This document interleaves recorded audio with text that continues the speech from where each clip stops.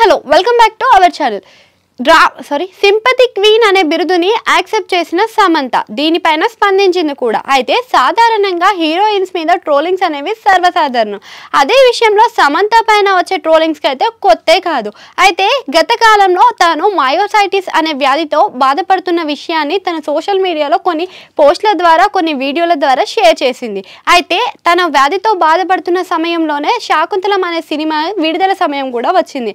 అయితే ఆ సినిమాకి ప్రచారం అయితే ఖచ్చితంగా చేయాలి. ఆ సినిమా కోసం సింపతి డ్రామా ఆడినట్టు సోషల్ మీడియాలో తెగ హల్చల్ చేశారనమాట.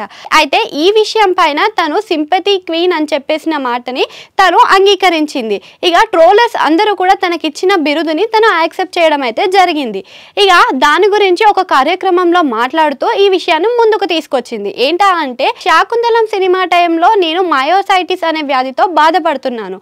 అయితే ఆ దాని గురించి చాలా మంది కూడా నన్ను సింపతి కోసం అని చెప్పి అన్నారు.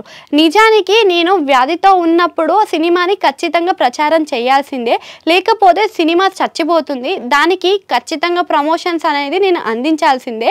నా సినిమాని నలుగురిలోకి తీసుకువెళ్తేనే కదా ప్రతి ఒక్కరికి తెలిసేది అని చెప్పుకొచ్చింది. అయితే ఈ విషయం గురించి చాలా మందికి అర్థం కాక ట్రోల్స్ చేశారు. సింపతి క్వీన్ అని చెప్పేసి బిరుదు ఇచ్చారు. ఇలాంటివి చేయడం ద్వారా ప్రత్యక్షంగాను పరోక్షంగాను తను చాలానే ఫేస్ చేసిందంట. అంతేకాకుండా తను వ్యాధి గురించి చాలానే ప్రచారాలు కథలు కూడా వచ్చాయట.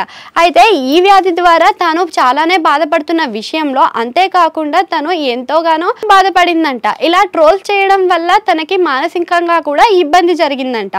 అయితే ఈ విషయం పైన తను స్పందించింది. అంటే రీసెంట్గానే మయోసైటిస్ నుంచి తను బయటికి వచ్చి ఈ ముద్దుగుమ్మ మళ్ళీ మన తెర ముందుకు కనిపించబోతుంది. అయితే ఈ విషయం పైన మీ అభిప్రాయాన్ని కామెంట్ సెక్షన్లో కామెంట్ చేయండి. అట్లనే ఆడ గంట సింబల్ ఉంటుంది, దాన్ని అట్లా నొక్కేయండి.